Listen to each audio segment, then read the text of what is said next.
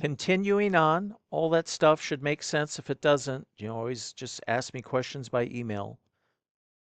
So we have the quantity, how far out is my stop, how far out is my profit target. I'll tell you a little story, trading automated with the mom signal. I had twice now, I had this set about 5 to 1. So I moved it to 7 to 1 twice now. It's like right out of a news release, 7:30 U.S. Central Time news release. And then one time, I think I turned it on for earnings for NVIDIA or something just to kind of let it watch. And I was playing small position size, which is kind of dangerous trading during earnings release for that kind of stuff because the market just goes bonkers sometimes. It initiated into a trade and it ran to 5 to 1 so fast and blipped me out. And then I watched it go to about 9 to 1. So now I'm like, okay, I'm going to put that out a little farther. I'm going to go to 7 to 1. And that was the second time it happened to me. One other time on in earnings, I turned it on because it was like a junk trade day, range bound, didn't catch a lot of big moves. Slightly, I think it was only up like $290 on the day. I'm like, okay, I'm going to turn it on with two contracts, two micros for earnings. It ripped and ran through 5 to 1 so fast and then went to like 10 to 1. I mean, it was a huge, gigantic linear price move. But yeah, I made money, so it's fine. I'm just saying, okay, I'm going to go up to at least 7 to 1 because you never know when you might get into a trade and that baby will just rip in your intended direction. So why not? But the reason I was using 5 to 1 is usually in the U.S. cash session open, I go for about a target of like 700 a day per 150K account.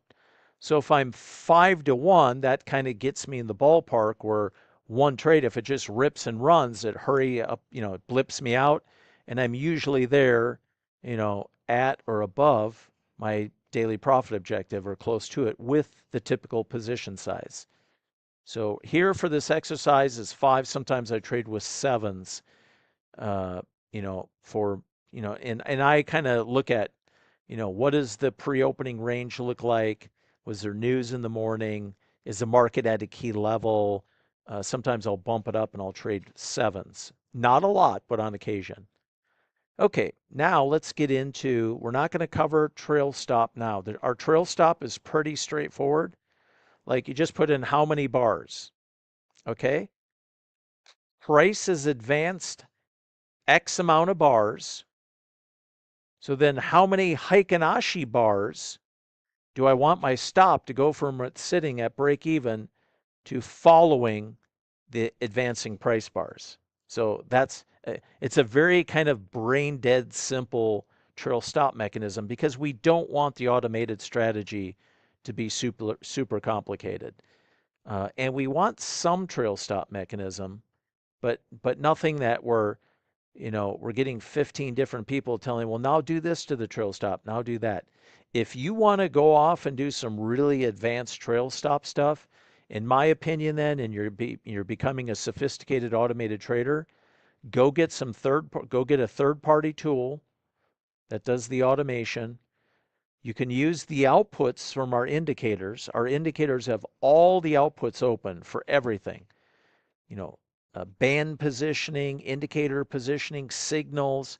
You go in though, and you can make the most sophisticated or complex trail stop, entry, initial stop, and deep target, break even threshold. You can just use the outputs from the tools, talk to your third party mechanism to go handle your automation and your trail stop. And I get emails. We got guys doing that at a high level where they're on some lower or some unique time frames. And once they get into a trade, literally as soon as the market starts running in their intended direction, they're advancing. They're not even using a break even threshold. Like they're getting in and blip, blip, blip. Their stop's already blip, so their stop's just chasing price. So when they get in the crud, they're going to get blipped out a lot. So they're going to get a lot of, strikeouts, but then they catch one, where and it just rides it. And then the first little kickback, it gets blipped out, but they're done for the day. because they're trading that with much higher position size, and what they're doing is like kind of a hyper efficient process to automated trading. And that world is available to you. That's more complicated. Get the basics down, use our strategy first. You can layer on that capability down the road as you're getting payouts. So, so keep things simple in the beginning. Then, as you're maintaining what's simple, you can go off and play around in a sim account with a third party tool, trading the outputs to the indicators, whether it be reversal signals, mom signals, and go build some other capability off to the side. When you see you can do that in sim mode, then you can layer that on some eval accounts or live accounts as a secondary mechanism you have out trading automated that's more sophisticated, but more complicated, or I should say, and more complicated than what we're doing. This is just, we give you some trail stop capability, and it's all related to how many price bars, you know, after I'm in, and let's say I'm using the break even threshold. So once price is at the break even threshold level where the stop went to break even plus, wherever price is at, price, and it's pretty cut and dry. Price advancement bar. So if I put in 3, I got to have 3 more bars complete. And then my stop would move 1 additional Heikin-Ashi bar. So from wherever the break even stop is, or break even plus stop you have, it'll move it down 1 Heikin-Ashi bar at a bar close. You might go 3 to 2. You might go 5 to 1, 5 to 2. You can go with whatever ratios you want, but the key is on the trail stop, if I turn it on, it's price bar movement as the benchmark movement of price. That would then cause the stop to follow the Heikin-Ashi bar. And the top side of the Heikin-Ashi bar in shorts and the bottom side of the Heikin-Ashi bar in longs. Really simple. The programmer didn't like my complicated trail stop mechanism, said, let's just do this in the beginning. I'm like, you know what? That's good. I never use it. I will eventually, but I haven't even really done much optimization yet. I'm trading all my automated on the good old generic right-hand bars chart. And I guarantee you there's a lot of time frames that are probably way better than this, but I'm micromanaging, or I'm actively managing my trade. So when I get into a trade, I'm letting the automation get me in, and then I'm watching my P&L, watching my P&L. As soon as I get close to 700, or let's say get 500, 600 in the money and it starts chopping around, I might just blip out the trade and then I'll wait for a new setup. So I'm letting the automation get me into and kind of manage the trade as I overwatch it and decide when I'm going to blip out and whatever. Because all I'm trying to do, my objective when I trade is to go for a daily profit objective. And on something like a 150K account in the beginning with automation, for a week, go for 350 to 400 a day. Master that. For the next week, go for 500 a day. Master that. For the next week, go for 550 a day. Master that. On a 150K account, the data has shown me when I start going for 750 or more a day, I need to be on really optimized settings. And then why? If I'm trading 5 TPT accounts, all connected on a trade copier, so I'm trading 1 as the master and 4 as follower accounts, and I'm doing 700 a day by 5 accounts, it's 3,500 a day. What the heck do I need more than 700 a day? So just keep your stuff simple and reasonable, and that makes life so much easier because you can always be copying out to other accounts too. So focus more on making a certain very modest amount every day like clockwork. And this gets into the philosophy of trading automated daily profit objectives. To me, if I can have 4 losing trade days a month, going for 700 a day or less, so like 2, 3, or 4 losing trade days a month, but out of the 20 to 21 trading days a month, I make my 700, I'm right over the target. I start getting 5, 6, or 7 losing days every month, then I either got to re-optimize my settings or I have to, and that means adjusting the time frame I'm on, then that's an exercise in getting things re-optimized. And it could be the market might be expanding in volatility, might be contracting. So the time frame I'm on might need to be massaged up or down a bit. Or my indicator settings might need to be made a little bit more sensitive, a little less sensitive. The more wild the market gets and the more volatility, your indicator can be less sensitive. The more the market is sideways, congested, and noisy, you got to go up on higher time frames, minimize the noise, and but make the indicator more responsive. So the markets are whitewater rafting. You're constantly having to adapt to the change. So the idea is to stay in the boat, don't bash into any rocks, and hang on and have one hell of a fun ride. And some screaming and swearing along the way on occasion is acceptable, just not a lot.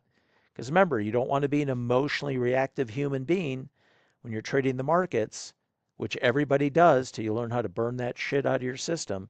You want to be patient, pragmatic, systematic, logic based, working on solutions and dialing stuff in, not an emotionally reactive trader. What do we say in the military special operations? Emotional reactivity is a disease, and it is. If that's what's controlling you, uh, you're going to go out and be a gunslinger in the markets, and you're never going to have long-term consistency. Okay, so now that we've covered the simplistic trail stop mechanism, this is pretty much cut and dry. If it's a zero, this feature isn't turned on. Daily profit target. So in here, I can put like 705 or 710. So if I'm in a trade with the 7 lot and it's running, first trade of the day, and then it hits $705 intrabar at any point, boom, it flattens it with a market order, means I might end up with 701. So roughly, if I put in here 705, I used to put 710, but I noticed I was always having slippage of less than $5, so I can just go 705. With my slippage, I should always, on a winning day, be averaging 700 a day. Now I'm done. Now, when I do that, I typically go in here and I go 900. So 900 is my daily loss limit. I was up to 1100, and that was getting me like almost every day of the month I could get to 705. Oh, I'm sorry, I was at 1100. Now that the markets have expanded volatility, I found I could be, 900 to 1,000. And the way that I'm overwatching the thing, I'm just not having any problems. So, so in the end, to me, when you're automated trading, you can modify this by, you know, adjusting your position size. But in the end, I think it's acceptable to have a higher daily loss limit. Now, you don't want to put like 1,500. So on a losing day, you're losing twice more than twice of what you're making, or 1,400. That's pushing it. But I do think it's acceptable to have a slightly higher daily loss limit than their daily profit objective when you have things dialed in and you're averaging every month no more than 4 losing days a month to get your daily profit objective. So, that's all up to discussion. That's how I do it, and that works for me. So I'll just put 1,000 in here, and anything other than zero, that's what that field is. And this is obviously in US dollars or whatever you have set in your platform. Okay, so I'm leaving that 0 and 0. Show historical orders. I leave that checked. Now this gets into what time of day do you want to trade? We'll cover that in the next video.